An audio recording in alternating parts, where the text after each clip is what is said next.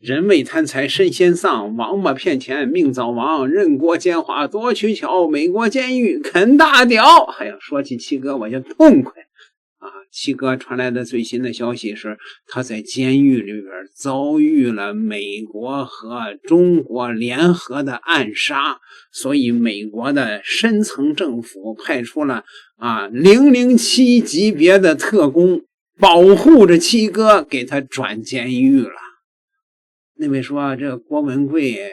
這是上嘴唇挨天下嘴唇挨地呀，他這個吹牛逼臉都不要了，吹到生命的最後一刻，生命不息吹牛逼不止是嗎？对，哎，就這麼個意思，太了解他了，你们沒有白跟我好幾年啊。看到了嗎？哎，郭文貴自己的說法是8月21號，他說押送警察对他說，你這2天的事兒拍100部電影都拍不完，你不知道的我們知道啊，就那個死勾勾裡邊，這件事兒已經成了美國司法的一件大事，此後不可能有任何勢力跨過7個部門把七哥給消失掉。此前 MDC 到死勾勾是經過6個部門非法轉移，是中共與美國共產黨聯合行動的謀殺安排。美國共產黨，你說的是川普政府嗎？把人置於凶險的環境，讓他被幹掉，然後再擺出沒辦法的姿態啊！這個七哥說的話呢，我們得分析着說啊，因為我是七哥的第一鑑定人，是吧？所以說七哥這段話的意思是，他在死勾勾監獄裡邊遭受到了慘無人道的爆缸虐待。一群黑大哥圍着一個東方小鮮肉這頓踹呀，差點把七哥給踹死。說這次死勾勾到丹布雷上面提前約1周協調，經多部門批准的保護性轉移啊，七哥強調10幾天內從死勾勾轉到丹布雷，美國監獄史上幾乎沒有先例。對，那再不轉移的話，那個七哥就是美國監獄史上的第一個被黑大屌給搗成餡兒的先例。美國政府擔不起這個責任。哎呀，好吧。說為什麼2次轉移都不提前告知？法律規定犯人本人不得知道去向，最後反覆確認死勾勾是謀殺，到丹布瑞是安全，真的安全嗎？啊，對吧？然後呢，這個七哥吹牛逼說有一個女的聯邦探員告訴七哥，我是代表特殊部門來送你走的，保護你的啊，還有很多人呢，你是 VVIP。 車隊前面開道車，中間押送車，很乾淨，有空調音樂，後邊一輛軍車級的裝甲車。你看七哥轉監獄，保護七哥的屁眼兒都是得用的是總統級的待遇。然後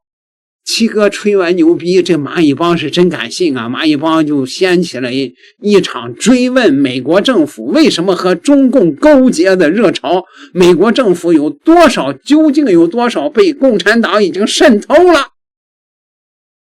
這是一群他娘的徹頭徹尾的治不好的精神病。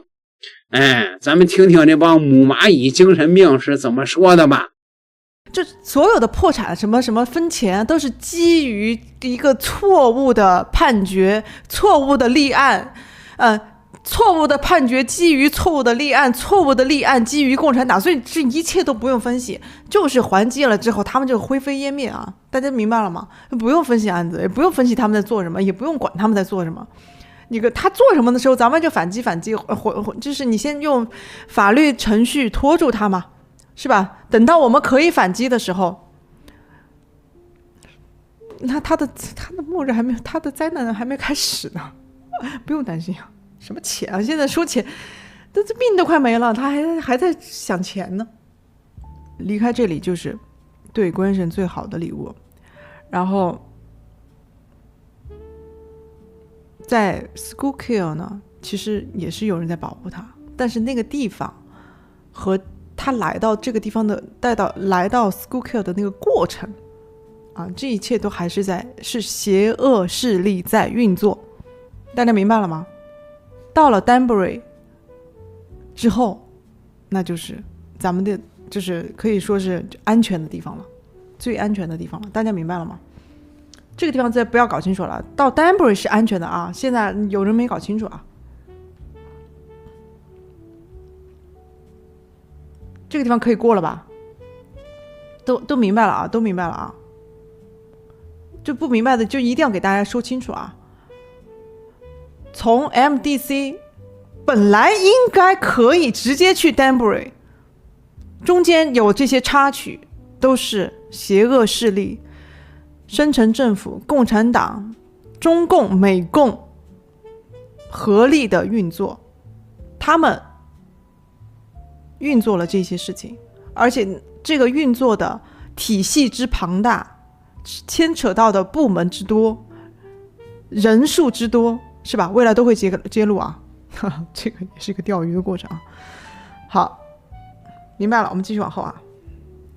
那個如果再有戰友不明白，請大家去宣傳，我不可能一直在這重複啊。今天早上還有人那個沒明白啊。好了，到了這個 Danbury 之後呢，就非常好了，態度非常客氣，一邊問情況，一邊說他這種待遇幾十年沒見過。就官神的這個事情真的是，就我們新中國聯邦，就大家一定要從很多就官神傳遞出来的這些美國人呀，這些旁觀人，或者是他们不是戰友，他們只是知道我們的情況的這些人的反應，來感受到別人對我們的看法和對我們的佩服敬佩，是這樣的。就我們自己在做這個事情的時候，我們自己覺得我們就應該這樣做，是吧？我們沒有退路啊，我們也是被逼到了牆角，但是我們還是算是很勇敢的人，也不會因為一些也沒有什麼牽絆，就是跟他死磕，是吧？在這種情況下，別人看我們是很勇敢，別人就會敬佩我們的，但是我們有的時候感覺不到啊。那為什麼七哥就在 MDC 當時就被轉了呢？而且是沒有人知道的，他的律師也不知道，他也不知道，是個非常非常奇怪的，就是這樣一個事情，是什麼樣的力量能夠觸動5到8個不同的部門協調完成這件事情？這個讓人非常非常的細思極恐。我相信美國的精英們，美國的愛國者，他也會在這件事情上看到他原來沒有看到的東西，意識到他原來沒有意識到的危險。那深深政府和中共有這樣的能力權。那今天早上的時候呢，七哥也有傳遞出來的信息，我相信一定是大家也很想了解的。其實七哥經歷的事情，我相信我們有一天會從大直播裡聽七哥親口告訴我們他是怎麼樣經歷了非常傳奇的可以說是將近快1個月的時間吧，因為他是從7月22號正式離開了這個 MDC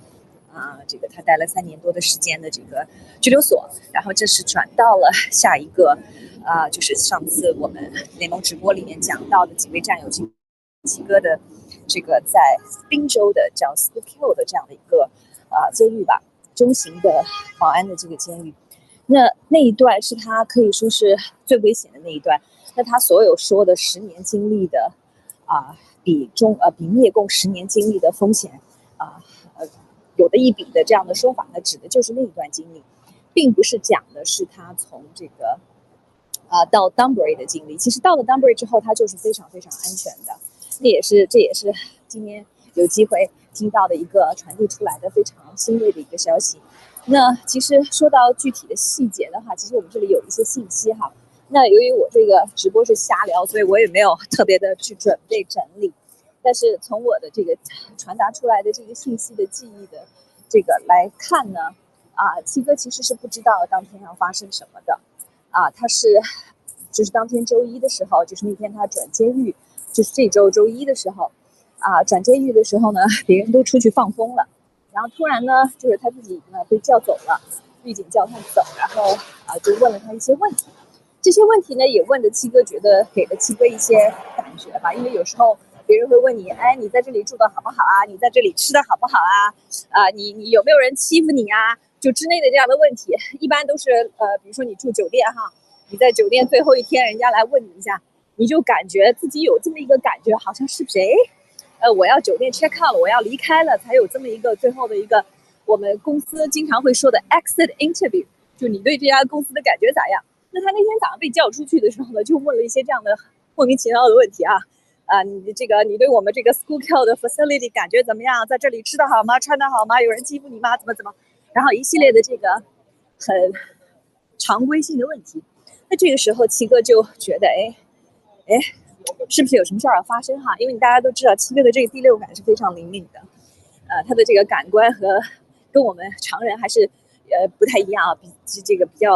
較敏感，比較高階，所以，但是這個時候他並不知道這個消息。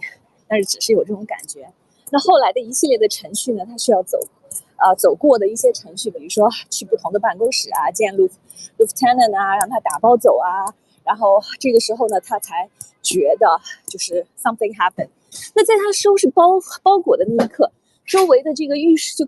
有人看到他在收拾包裹，就說啊，你這個個人物品不能帶啊，然後你要是離開的話，你這不行啊。這個你得留下來。結果我們也聽到那個直播裡說哈，七哥就買了很多 Commissar 買了很多東西，但這些東西他都要送人，全部送給浴室，又出現了第二次他離開 MDC 的時候的樣子。但是在離開 MDC 的時候，因為我們說我們1年被蛇咬，我們10年怕草繩，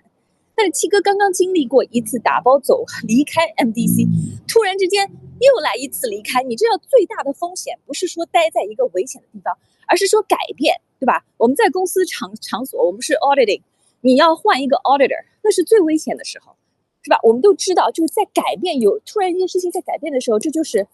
危險到臨的時候。所以說，七哥在剛剛面臨了生死的挑戰之後的10天不到，他又要打包再走。這次他是不知道他要去哪裡，他不知道他要去 Dunbury， 還是去一個更危險的地方。而且在這個路中，他是不是又要經轉3天4天？給到想要傷害他的這些不管是深圳政府還是中共的勾結的這些非常邪惡的力量的傷害，他不知道的，但他能做到的就是往前走。這就是我們的七哥。我不知道為什麼會有七哥這樣的一個人，後來細節大家我記不住了但是我相信七哥一定會把自己的心裡的以後在大直播的時候會跟我們分享。然後他接着往前走，他把包理好了。那這個時候他也被叫走了，被叫到房間，人家剛好是他，他就問了，他說我是这次是一起走嗎？是一個人走嗎？還是怎麼樣？還是有車來接我還是怎麼着？那人家回答的話其實就是說我們有專車送你接你去這下一個監獄。這個時候他仍然不知道去哪裡，然後他們就說你是 VVIP， 你是特別特別重要的人。OK， 那這個時候大家要知道。中共國永遠都是捧殺的，當他告訴你你是最厲害的，你是最什麼樣的人，這個時候不代表危險沒有解除了，那更容易下手了。那如果說他坐的這個車上是一個人，是吧？是一個被中共滲透了的人，或者3個的司機或者獄警或者啥都是被中共滲透了，這還是很危險的。那這個時候七哥我不知道他心裡在想啥，但他沒有選擇，他繼續往前走，是吧？那在離開這個 Schuylkill 的這個監獄的這個過程當中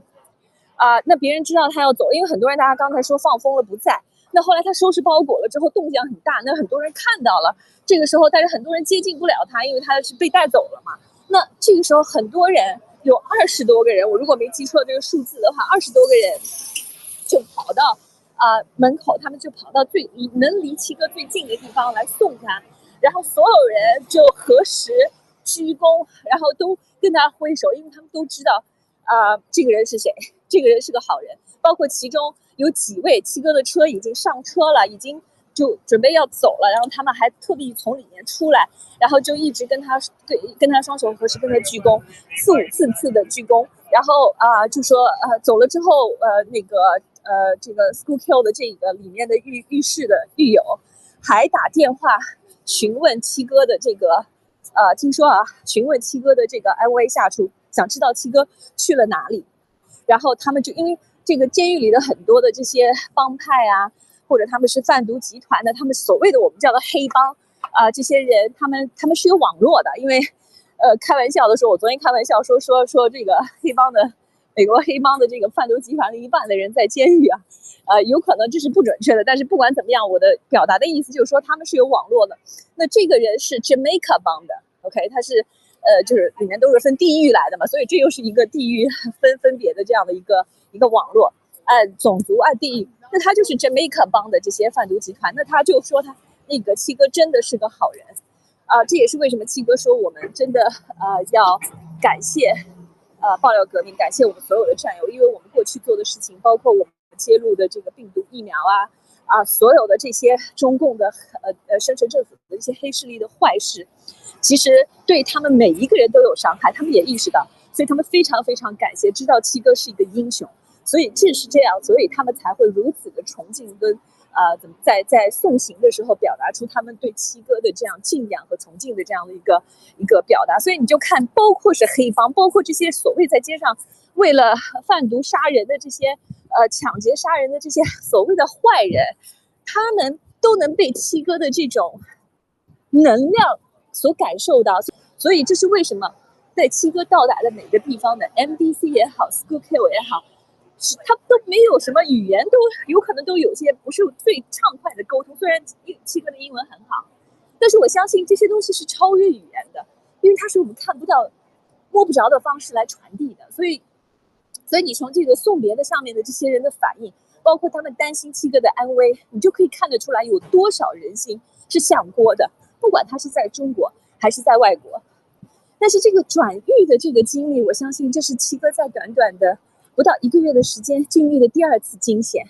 所以七哥到了這個 Dunbury 非常非常的安全。到了之後那邊的接待的人也是在車上，當然他開了12點多好像是1點多鐘離開，然後是12點鐘離開吧，12點多離開，好像是3點多鐘到達了這個 Dunbury， 然後一路開過去，包括開車的這個警察，包括法警，全部都知道我們新中國聯邦。這也是為什麼所有我們做的事情都會被世人所記錄下來，也會被世人所留意。你不要在乎他們現在的反應是什麼，但是只要我們做了我們應該做的，你覺得神讓你做的事情，我相信這一切都會留下痕跡。所以在他的這個送行的這一路上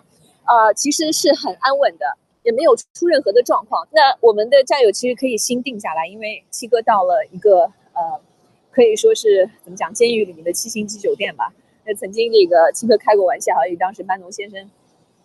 也是去的這個 Dunbury，所以說裡面據說非常的設施非常的齊全，安全也非常的好。一個獄警他只要照顧4個人，所以說每一個人的話，他的 attention， 他可以在你身上花的時間就相對來講就比較多，所以這也是為什麼他能保證這個裡面住的人比較安全。那當時的這個，據說這個 Dunbury 裡面有意大利幫這也是這個簇擁在這個當時保護班農先生的這個意大利幫。那後來偉國先生到了這個 Dunbury 之後，他發現這個紐約幫和 Jamaica 幫就是幫他的，就在原來 Schuylkill 的那個很好的獄友的 Jamaica 幫的紐約加 Jamaica 這2個幫加起來呢，一共200多人，就是可以說有200多人簇擁在七哥的身邊保護他。所以我覺得怎麼講，就是戰友真的可以放心，七哥的安全絕對沒有問題而且我相信神有他自己的這個有他自己的安排吧。所以我覺得很欣慰，但是我真的很能感受七哥當時的那種感覺怎麼又來一次，怎麼又要換監獄。但是我覺得大家可以在這個上面做文章如果想做直播的戰友，其實自己有時間呢可以去了解一下。我今天早上只是很簡單的就是還沒有時間，因為我在這個交通工具上，所以而且這個信號也不是很好，我想查一下這個 BOP 在美國的這個監獄系統，你要轉一個犯人從 A 監獄 A 轉到監獄 B， 你需要什麼樣的手續？結果我查了以後，我非常的驚訝。當然七哥這個電話裡也講到，就是說在轉監獄的過程，就是他需要涉及到他說的一個數字好像是7個，我記得如果是7個，後來他又說了是幾個，他是7個部門。但是我去查的時候呢，他這個數字非常的接近。他說，在轉監獄的這個過程，這個事情要做成，它要涉及到美國 BOP 系統的不同的部門、不同的 unit 5到8個，根據每一個情況的不一樣，相當的複雜。每一次轉型，它都會涉及到醫務、情報，然後 correction 就是監獄系統本身，還有 BOP， 還有 administration， 還有各個部門。所以說這也是美國的好和不好的地方。為什麼呢？就是當一個機構系統它分權，它可以防止這個怎麼講集權所帶來的這種一拍腦袋就決定的這樣的一個怎麼講一個獨裁管理體模式哈。但是它同時又造就了這個龐大的官僚系統裡面的這種機構的人事的繁榮，就是怎麼講，非常的人浮於事的這樣的一個總賬的機構架構。所以当然架構，所以從這件事情你就可以看到，要轉獄，它要先怎麼樣，後怎麼樣，經歷過的每一部門是非常複雜的。那我們可以試想一下，那為什麼七哥就在 MDC 當時就被轉了呢？而且沒有人知道的，他的律師也不知道，他也不知道，是一個非常非常奇怪的，就是這樣一個事情，是什麼樣的力量能夠觸動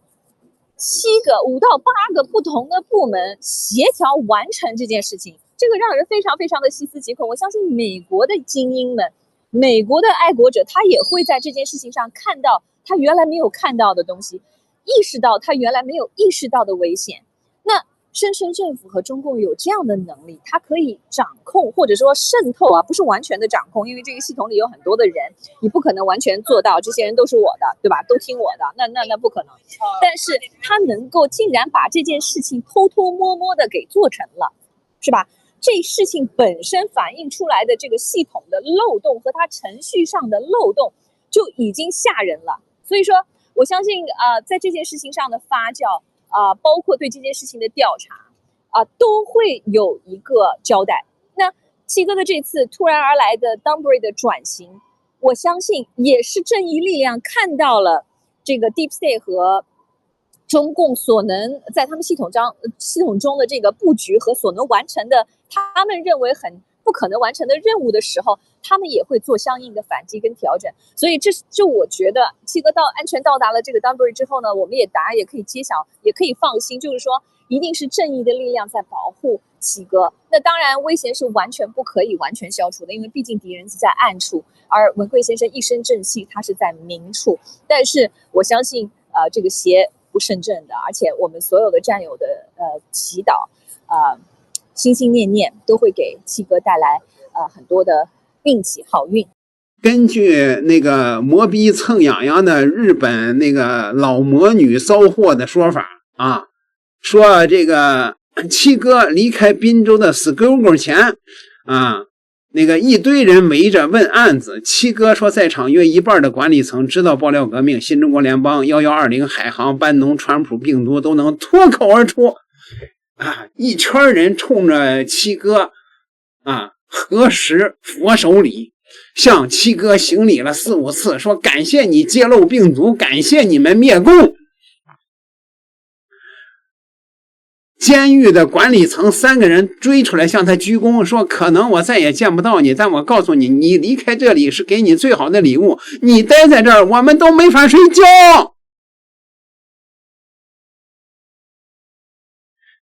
就是聽那個七哥帶着一群精神病的蚂蟻吹牛逼，是我們這些年来的一個歡樂的源泉，是吧？但是呢，最後呢，還得要揭穿七哥的牛逼背後隱藏的真相。到底七哥怎麼了？在監獄裡邊，這個江山代有能人出A 先生是這麼說的，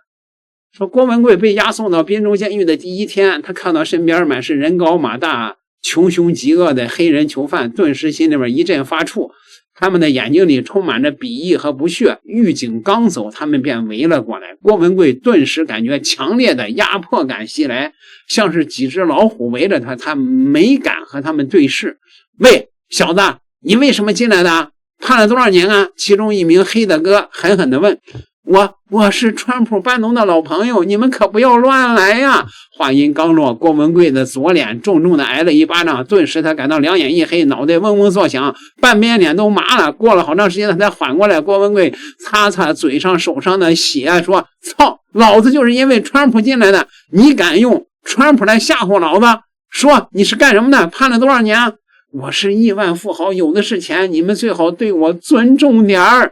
啊，郭文貴有氣無力地說，啪，又一聲清脆的響聲，郭文貴的右臉又狠狠地挨了一巴掌，他支撐不住，摔倒在地。媽的，富人没有一個好東西，老子打的就是富人，快說你什麼身份，因為什麼進來的？郭文貴不敢答應了，這回他想說自己是政治犯，是滅共的，又怕他們聽不懂，又挨打，他张了張嘴又咽了回去，只得蹲到地上，雙手護頭，他的嘴還在不停地滴着血，他正想用手摸摸自己的牙，又掉了嘛呀，猛地後背又被人重重地踹了一腳，郭文貴登時撲倒在地，像蛤蟆一樣的一動不動了，然後屁股就開花了。美國的警方為了保護郭文貴，立刻就給他換了監獄。那這個是不是更符合邏輯一點呢？親愛的朋友們，點個訂閱，咱們下期再聊。